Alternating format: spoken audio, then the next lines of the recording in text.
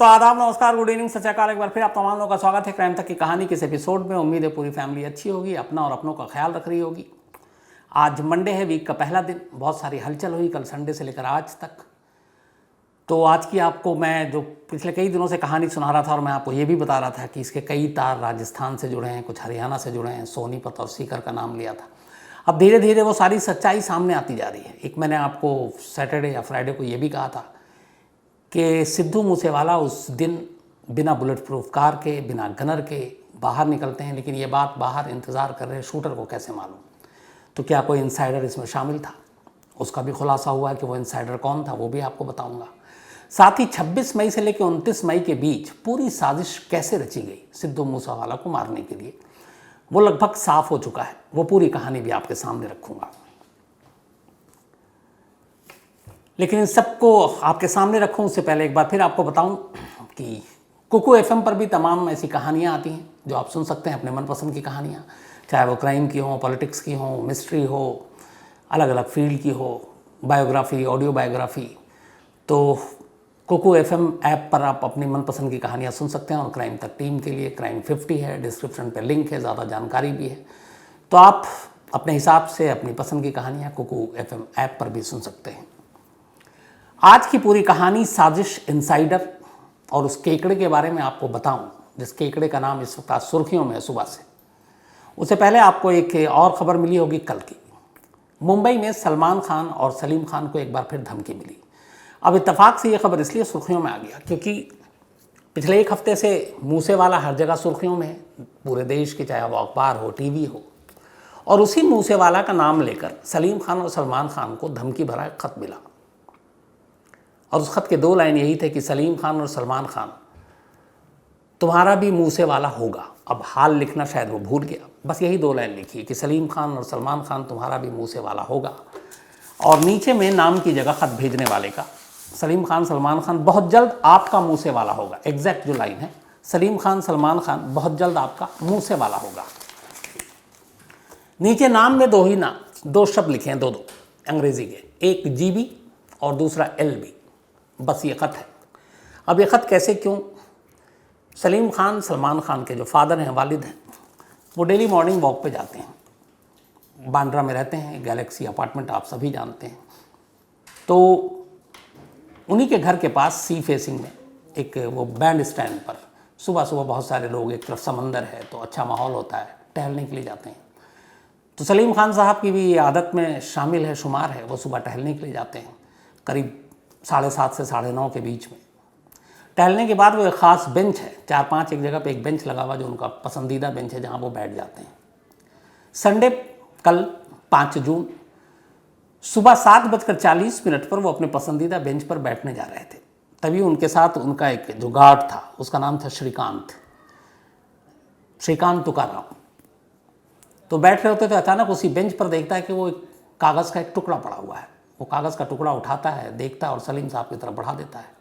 अब वो पढ़ते हैं तो उस पर ही 2 लाइनें लिखी हुई थी कि सलीम खान और सलमान खान, बहुत जल्द आपका मूसेवाला होगा, जीबी और एलबी। अब इसके बाद सीधे धमकी थी और मूसेवाला का नाम इस वक्त हर एक जगह, तो ख़तरा तो होता ही है, डर तो लगता ही है। इसके बाद सलीम खान बांद्रा पुलिस स्टेशन में जाकर रिपोर्ट दर्ज कर देते हैं। अब जो पूरी कहानी उन्होंने बताई है अपनी एफआईआर में, मैं हूबहू उस एफआईआर को, हालांकि वो मराठी में है, मैं हिंदी में ट्रांसलेट करके आपको सुनाता हूँ, उससे आपको बड़ा आसानी से समझ में आ जाएगा कि क्या कुछ है और कुछ जानकारी भी मिलेगी सलीम खान साहब के बारे में। सलीम अब्दुल रशीद खान, ये मैं एफआईआर की कॉपी पढ़ रहा हूँ, उम्र 86 साल, 86 ईयर, बिजनेस लेखक, राइटर, गैलेक्सी अपार्टमेंट, बीजे रोड, बैंड स्टैंड, मुंबई, ये घर का पता है।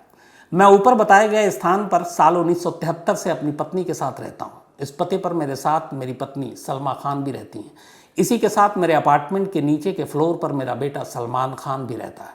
मेरे बच्चे सलमान खान, अरबाज, सुहैल, अलवीरा और अर्पिता हैं, जो कि बॉलीवुड में काम करते हैं।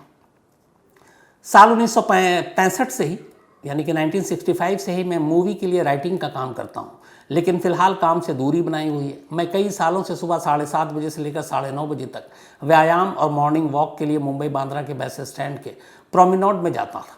मैं जब भी वॉक और व्यायाम के लिए जाता तो वहाँ पर फिक्स जगह पर बेंच पर बैठता था।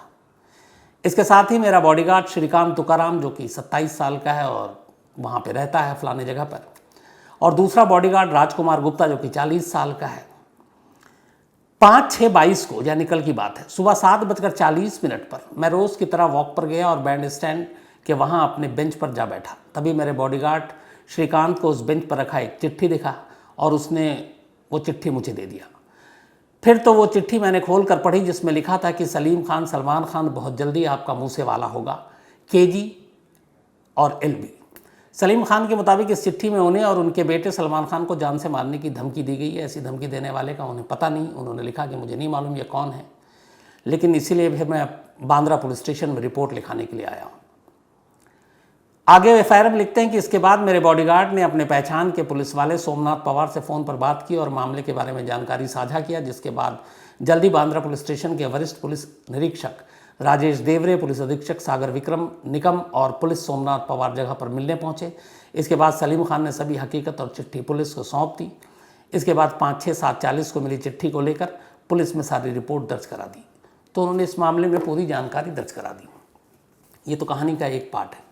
अब सवाल है, मुँह से वाला होगा बहुत जल्द, तो मुँह से वाला और नीचे ख़त में नाम, एक जगह GB और एक जगह LB। अब GB का अगर आप देखें फुल फॉर्म निकालें तो G से गोल्डी होता है और B से बराड़ होता है, और LB का फुल फॉर्म निकालें तो L से लॉरेंस और B से बिश्नोई। और सलमान खान को 2018 में ही लॉरेंस बिश्नोई धमकी दे चुका है। उसका वीडियो मैंने आपको इसी क्राइम तक कहानी में दिखाया। तो पहले भी वो धमकी दे चुका है लानिया, और अब मूसेवाला के कत्ल के 1 हफ्ते के अंदर अंदर मुंबई में एक सलमान खान के घर के बाहर बेंच पे एक लेटर का मिलना और उस पर सलीम और सलमान खान को धमकी देना, और नीचे GB और LB। हालांकि ये कहना जल्दबाजी होगी कि ये लॉरेंस बिश्नोई का ही काम है या गोल्डी बराड़ का, हो सकता है। इस केस जो कि सुर्खियों में है, कुछ लोग, कुछ शरारती लोगों ने भी ऐसा काम किया, एक चिट्ठी रख गए हो, लेकिन मुंबई पुलिस इसे सीरियसली ले रही है, क्योंकि हो सकता है कि ये धमकी लॉरेंस बिश्नोई की तरफ से ही आई हो और वो पहले से ही ताक में है, और इसीलिए ये बयान दर्ज हुए हैं। सलमान खान के बयान आज ही दर्ज होंगे। पुलिस उस इलाके के CCTV फुटेज को खंगाल रही है ताकि कहीं से ये दिख जाए कि शायद उस बेंच पर लेटर किसने रखा। मिल गया तो आसान है। लॉरेंस बिश्नोई के गैंग मुंबई में हैं कि नहीं हैं, एक्टिव हैं, कौन हैं, उनकी भी सारी कुंडली खंगाली जा रही है। और इस तरीके से पुलिस इस मामले की जांच कर रही है। मुंबई के पुलिस कमिश्नर ने कहा कि अभी हम कुछ भी नहीं कह सकते कि इसमें किस गैंग का हाथ है, और ये LB लॉरेंस बिश्नोई है या GB गोल्डी बराड़ है, ये भी नहीं कह सकते। लेकिन जिस माहौल में और जिस तरीके से मूसेवाला के बाद ये धमकी भरा खत मिला है, तो और सलमान जैसे एक्टर जिनको ऑलरेडी धमकी मिली हुई है, तो उसको हल्के में नहीं ले सकते। इसी बीच में ये भी खबर आई थी कि लॉरेंस बिश्नोई ने जब 2018 में ये धमकी वाला बयान जारी किया था, तो स्पेशल सेल ने उससे पूछताछ की और उसने कहा, उससे पूछा कि तुमने धमकी दी तो किसको ये काम दिया, कैसे हुआ और क्यों नहीं हुआ। तो लॉरेंस बिश्नोई ने कहानी सुनाई। उसने कहा कि मैंने सलमान खान को मारने के लिए संपत नेहरा नाम के एक अपने गैंग मेंबर को ये सुपारी दी थी। संपत नेहरा ने जाकर गैलेक्सी की रैकी भी की, लेकिन फिर ये रैकी के दौरान पता चला कि ऐसे सलमान के नज़दीक पहुंचना बड़ा मुश्किल है, क्योंकि ऑलरेडी शेरा और बाकी सिक्योरिटी गार्ड होते हैं। फिर बाहर निकलते हैं, सलमान फैंस इतने होते हैं, तो किसी छोटे बंदूक से मारना आसान काम नहीं है। और इसीलिए फिर हमने कहा कि किसी अच्छे राइफ़ल का इंतज़ाम किया जाए जो दूर से निशाना लेकर निशाना सही जगह पे बैठे। और इसके लिए फिर कुछ लोगों को, कुछ बदमाशों से संपर्क किया। करीब 4 लाख रुपए में एक ऐसे राइफ़ल मिल भी गया, लेकिन उससे पहले संपत नेहरा पकड़ा गया। और उन लोगों की तब उस वक्त साजिश थी, फिल्म एक रेडी थी जो सलमान खान की आने वाली थी, उसकी शूटिंग चल रही थी।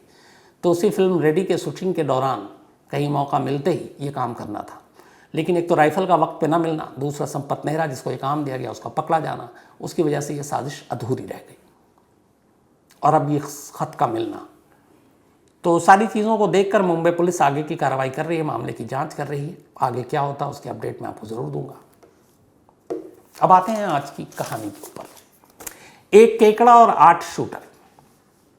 आखिरी 3 दिनों में क्या कुछ हुआ, वो इनसाइडर कौन था, मूसेवाला घर से निकले इसका पता किसने दिया, या 8 शूटर कब से उस गांव में डेरा डाले थे, इन शूटरों को किसने वहां तक पहुंचाया, गाड़ी कौन लाया, हथियार किसने दी, ये सारी चीज़ें आपके सामने हैं। संडे 29 मई शाम के करीब 3:30 बजे थे। अमूमन जब सिद्धू मूसेवाला मूसा गांव में अपनी कोठी पर होते थे तो लोगों को पता चल जाता था उनकी गाड़ियों से, काफलों से। तो बहुत से नौजवान जो फ़ैन थे वो सेल्फी लेने और एक नज़र देखने के लिए सिद्धू को उनकी कोठी पे पहुंच जाते। और सिद्धू और उनका परिवार भी अपने फैंस को लेके बड़ा वो था, वो उनका बड़ा ख्याल भी रखते थे, बल्कि घर में एक तरह से एक चाय वाय लगातार बनती रहती थी ताकि जो फैंस हैं उनको चाय पानी के लिए पूछा जाए। तो सभी खुशी खुशी वहाँ से विदा होते थे और सिद्धू भी उनके साथ अपनी पूरी सेल्फी भी देते थे। संडे का दिन था। सिद्धू अमूमन संडे को घर में होते हैं मूसा गांव के अपनी कोठी पर। उस दिन भी बहुत सारे नौजवान आए और उन्हीं में एक नौजवान और शामिल हो गया। उसका नाम था केकड़ा। ये जो केकड़ा था ये वहीं पंजाब के ही घर का रहने वाला था और पंजाब का ही रहने वाला था। और इसके बाद एक फ़ैन के तौर पर अपने एक दोस्त को लेकर उसने पूरी रैकी की थी पहले से कि सिद्धू कब कहाँ कैसे मिलते हैं, फ़ैन से कितनी दूरी पे मिलते हैं, सेल्फी कैसे खिंचाते हैं। तो ये सारी चीज़ें उसे मालूम थी। उसके बाद वो संडे को फिर पहुंचा और एक फ़ैन के तौर पर अपने एक दोस्त के साथ गया। वहाँ उसने चाय भी पी, बाकी फैंस को जैसे चाय मिली चाय पी, पानी पी। इसके बाद उसने सिद्धू के साथ सेल्फी ली। अब वक्त करीब 4 से 4:30 के दरमियान का हो रहा है। सेल्फी लेते ही अचानक उसने देखा कि सिद्धू अब तेज़ी से अपनी गाड़ी की तरफ बढ़े और उसका देखा कि 2 और गांव के नौजवान हैं, वो भी गाड़ी की तरफ बढ़े। उसने देखा कि थार गाड़ी का दरवाज़ा खोलकर सिद्धू उसमें बैठ गए और ये भी देखा कि जो दोनों गनर हैं वो घर में ही बैठे हुए हैं। और सिद्धू उन 2 दोस्तों के साथ थार गाड़ी में निकल गया और जो फॉर्च्यूनर है, जो बुलेट प्रूफ कार है, वो घर के अंदर रह गई। तो 2 इंपॉर्टेंट खबर, एक सिद्धू का गनर को छोड़ देना और दूसरा बुलेट प्रूफ गाड़ी और अकेले थार में निकल जाना। अब ये बात बाहर जो शूटर गांव में घूम रहे हैं उन्हें कैसे मालूम? किसी ने जानकारी दी। मैंने कई बार आपसे ये कहा था और सवाल भी उठाया। तो ये जानकारी दरअसल फैंस के भेष में आए उसी केकड़ा ने दी। केकड़ा ने जब देखा कि सिद्धू बिना गनर के और बिना बुलेट प्रूफ गाड़ी के घर से दरवाजे से बाहर निकल गए, उसने फौरन अपने शूटर्स को खबर दी। खबर यही दी कि बुलेट प्रूफ गाड़ी नहीं है, गनर नहीं है, 2 गांव के लोग हैं और वो अपनी मौसी के घर जाने के लिए निकला है, क्योंकि घर में बात उस वक्त हुई। अब ये खबर फ़ौरन बाहर शूटर को मिली। शूटर ऑलरेडी उस गांव में 26 मई से डेरा डाले हुए थे। अब जैसी ये खबर मिली तो उनके लिए भी ये खबर बड़ी शॉकिंग थी कि बिना सुरक्षा के, बिना बुलेट प्रूफ गाड़ी के सिद्धू कैसे निकल गया। और उनका उस दिन कोई वो नहीं था कि उन्हें मौका मिलेगा, वो तो अभी रैकी में ही उलझे हुए थे।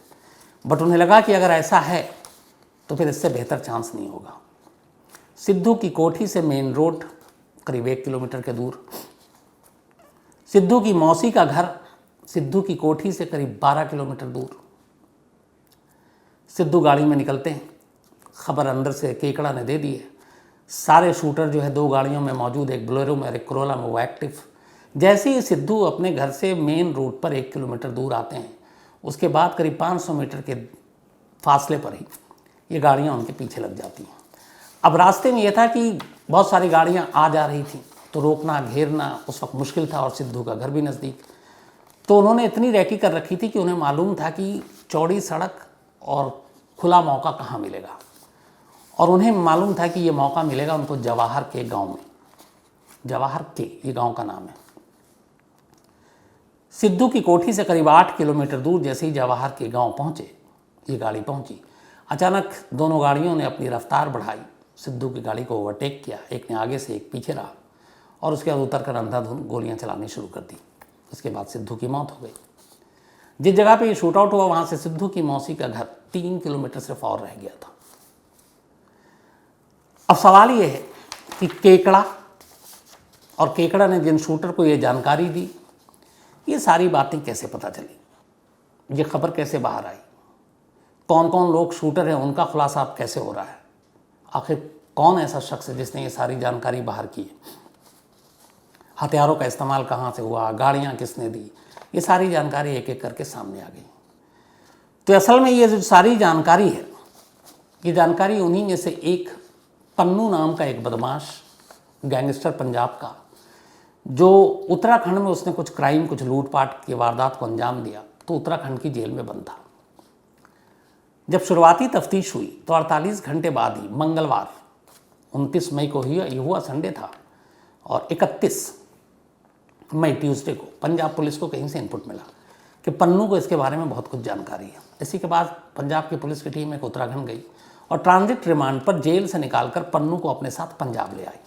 पंजाब लाने के बाद अब उससे लंबी पूछताछ हुई। पहले तो वो मुंह खोला नहीं, लेकिन इसके बाद जब उसने मुंह खोला तो फिर उसने सारी जानकारी दी। और जो पहला नाम आया वो केकड़ा का आया कि केकड़ा ही वो इनसाइडर था जिसने उस शाम को कैसे वो जाएगा, कैसे वो निकला, ये सारी खबर दे दी। तो अब बल्कि पन्नू नहीं, उसका नाम मन्नू है। तो कुल मिलाकर मन्नू से पुलिस की जो जानकारी निकाली गई, पुलिस ने जो निकाली उससे, उसके हिसाब से जो पूरी कहानी सामने आई वो कुछ यूं थी। सिद्धू मूसेवाला के कत्ल की पूरी प्लानिंग मई की शुरुआती हफ्ते में हुआ। पहले हफ्ते में दो चीज़ों का पहले इंतज़ाम करना था, एक हथियार और एक गाड़ी। गाड़ी का इसलिए ताकि रैकी की जा सके और उसमें शूटर ऐसे जाएं और फिर भाग सके, और हथियार जिनसे मारा जा सके। तो इस काम के लिए लॉरेंस बिश्नोई ने गोल्डी बराड़ से संपर्क किया। गोल्डी बराड़ ने फिर लॉरेंस बिश्नोई के अलग अलग गैंग को, चूँकि गोल्डी बराड़ बाहर था, लॉरेंस जेल में, उन्होंने संपर्क किया। इसके बाद इन्होंने जोधपुर के बदमाशों से संपर्क किया और जोधपुर के 3 बदमाश, जिनमें से एक राका, एक विजय और एक रंजीत, इन्हें कहा कि लॉरेंस बिश्नोई ने कहा है हमें हथियार चाहिए और तुम हथियार का इंतज़ाम करो। राका, रंजीत और विजय ने हथियारों का इंतज़ाम किया। इसके बाद अब गाड़ियों की ज़रूरत थी।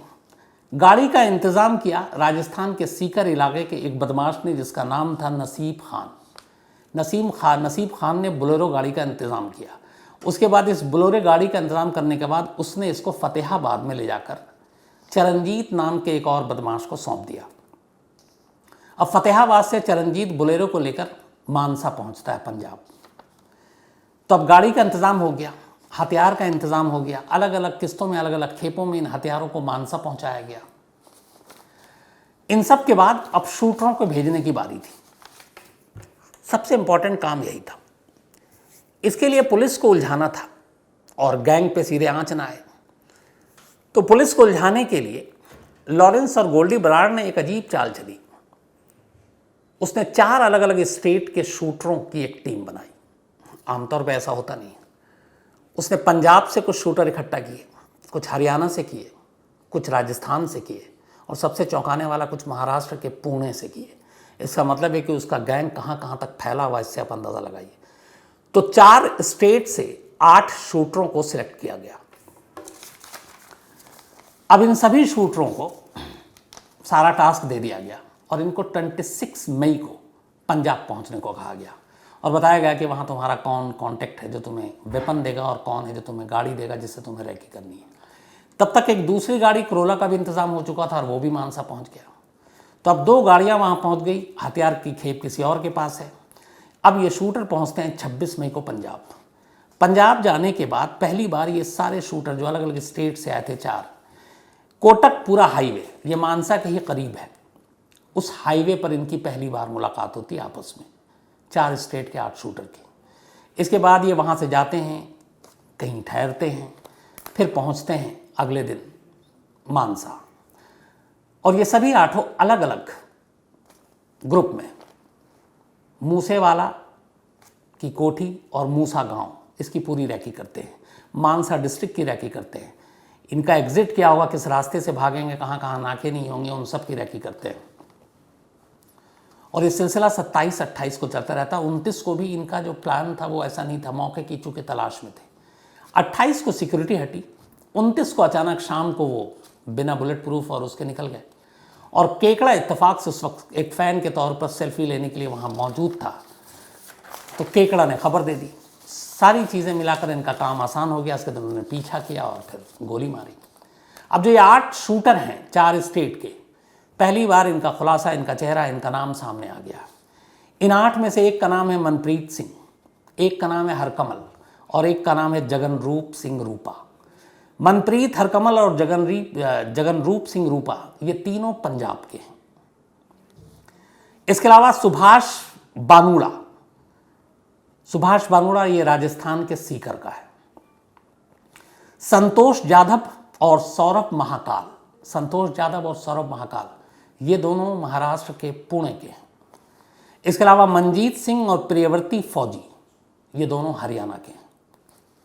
तो ये 8 शूटर, मनप्रीत सिंह, हरकमल, जगरूप सिंह रूपा, सुभाष पानुड़ा, संतोष यादव, सौरभ महाकाल, मंजीत सिंह, प्रियवर्ती फौजी, इन लोगों को काम दिया गया। इसके अलावा 2 और गैंगस्टर ने इनकी बाकी लॉजिस्टिक में भी मदद की।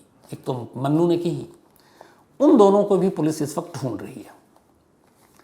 अब इनमें से हरकमल और संतोष यादव, इनका नाम जैसे ही सामने आया तो हमारी टीम ने, आज तक की टीम ने, हरकमल से की फैमिली से बात की। उनका कहना है कि पुलिस हमारे बेटे को फंसा रही है, मूसेवाला के कत्ल से उसका कोई लेना देना नहीं। लेकिन जब उसकी हिस्ट्री खंगाली तो हमें पता चला कि उसके ऊपर मारपीट, नशा, ड्रग्स, इन सब के कई केस पहले से दर्ज हैं। सेम जो है संतोष यादव की मां ने कहा है कि उनका बेटे का मूसेवाला के कत्ल से कोई लेना देना नहीं, लेकिन उसका भी क्रिमिनल हिस्ट्री है। तो अब ये 8 को पुलिस ढूंढ रही है। 2 डाउट है, एक यूपी में कहीं ये छुपे हो सकते हैं और दूसरा नेपाल में, और दोनों ही जगह पे पुलिस की टीम लगातार अपनी दबिश डाल रही और उनको ढूंढने और पकड़ने की कोशिश कर रही है। अब पुलिस के कान इसलिए भी खड़े हुए हैं कि ये तो कहा जा रहा है कि लॉरेंस बिश्नोई का गैंग बहुत बड़ा है। लॉरेंस का गैंग जो है उसमें काफ़ी लोग हैं, बहुत सारे शूटर हैं, लेकिन पुणे तक पहुंच होना ये अपने आप में चौंकाने वाला कि गैंग का दायरा कितना है। और अगर इस केस को हम इसी सलमान खान और सलीम खान से जोड़ दें कि बांद्रा के जैसे इलाके में, जहाँ पे आए, एक तरफ शाहरुख खान का घर, एक तरफ सलमान खान का घर है, रेखा भी वही रहती हैं और भी बहुत सारे ऐसे बड़े बड़े फिल्म स्टार, और उस इलाके में इस तरह से खुलेआम चिट्ठी रखकर अगर, तो फिर, और ये गैंग का ही हाथ है, तो फिर ये इसके लिए जिगरा चाहिए। और यहाँ पे फिर पुलिस के लिए ख़तरा भी है कि गैंग अपना दायरा बढ़ा रहा है। तो क्या मुंबई तक भी पहुँच है? ये सारे सवाल, सारी चीज़ें हैं, और इसके लिए ज़रूरी है कि पुलिस सारी इस बातों का, इनका खुलासा करे। हालांकि मुंबई पुलिस कमिश्नर से पूछा गया, संजय पांडे जी से, कि क्या आप इस मामले में लॉरेंस बिश्नोई से बात करेंगे, पूछताछ करेंगे इस खत के बारे में। तो उन्होंने कहा भी हम पहले पुख्ता हो जाएं कि ये ख़त वाकई LB का मतलब लॉरेंस बिश्नोई है या फिर किसी की शरारत है, तभी हम आगे कोई स्टेप उठाएंगे। सलमान खान का भी स्टेटमेंट दर्ज होना है। तो ये थी साजिश 3 दिनों की, केकड़ा उस घर के इनसाइडर की, मतलब भेदिए की, जिसने खबर दी, पूरी अब तक की कहानी। इससे बहुत कुछ साफ और क्लियर हो चुका होगा इस मामले में, मुझे उम्मीद है। अब कहानी खत्म करूं उससे पहले वही अपना सिलसिला। आज वेदांत का बर्थडे है, तो हैप्पी बर्थडे वेदांत। इसके अलावा भावना परमार, इनका भी जन्मदिन है, तो हैप्पी बर्थडे भावना जी। और विजय वर्मा जी ने भेजा है, उनकी बहन है। इसके अलावा पूनम सुभाष पवार, इनका भी आज जन्मदिन है, और हैप्पी बर्थडे पूनम जी। सुभाष पवार जी ने भेजा है, उनकी पत्नी है।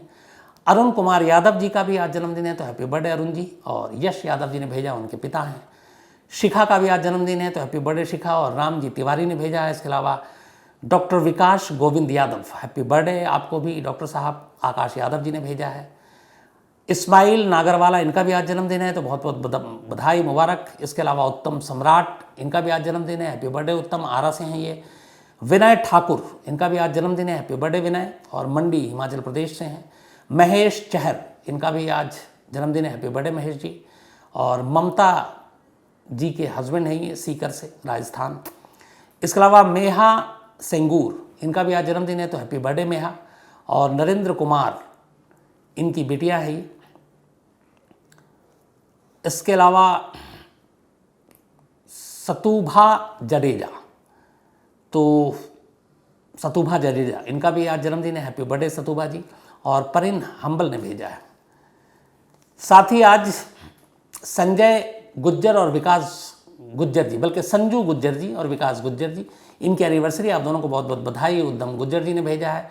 साथ में रेखा डडवाल और योगेश ठाकुर डडवाल, इनकी भी एनिवर्सरी, आप दोनों को भी बहुत बहुत बधाई। विकास एलेक्स ने भेजा है।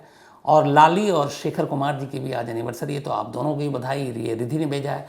और इत्तेफाक से आज हमारी टीम में सुप्रतिम बैनर्जी, उनकी भी एनिवर्सरी है, और आज वो छुट्टी पर हैं, तो मुझे डबल काम भी करना पड़ रहा है। तो सुप्रतिम बैनर्जी और जैसी, उनकी पत्नी, उन दोनों को भी बधाई। और उनका एक बेटा है निंटू, उसको भी बधाई।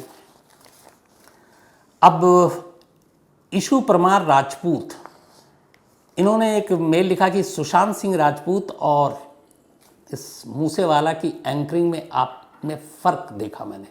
तो मुझे ये समझ में नहीं आया इशू, अगर आप क्लियर करके लिखें तो समझ में आ जाएगा। हालांकि मेरा काम सिर्फ ये है कि जहाँ तक मुझे लगता है कि जो सही है, जितने फैक्ट्स, जितने क्रॉस चेक, जितने बयान के बाद, तो मैं वही आपको सुनाता हूँ। तो स्टोरी पर डिपेंड करता है। गगनप्रीत सिंह हैं और इन्होंने भी सिद्धू की मौत को लेकर कई सवाल खड़े किए थे।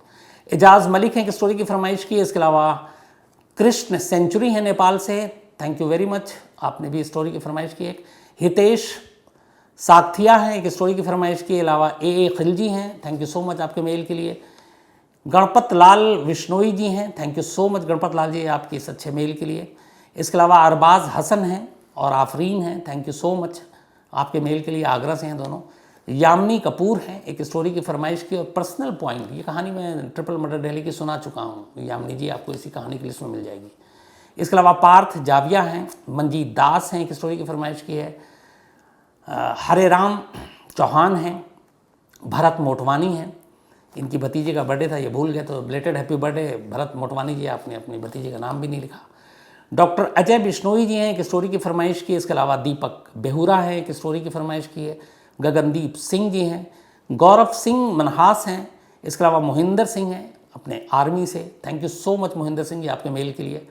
कस्तूरी निनी हैं, थैंक यू सो मच आपके लिए भी मेल के लिए। इसके अलावा पूनम हेला हैं और उत्तर प्रधान हैं छत्तीसगढ़ से। तो आप तमाम लोगों का शुक्रिया, जो कहानियाँ हैं वो जल्दी जल्दी बारी बारी से सुनाऊंगा। आज कहानी में इतना ही, अब आपसे मुलाकात होगी कल रात 9 बजे किसी नई कहानी के साथ। तब तक अपना ख्याल रखिएगा, थैंक यू वेरी मच।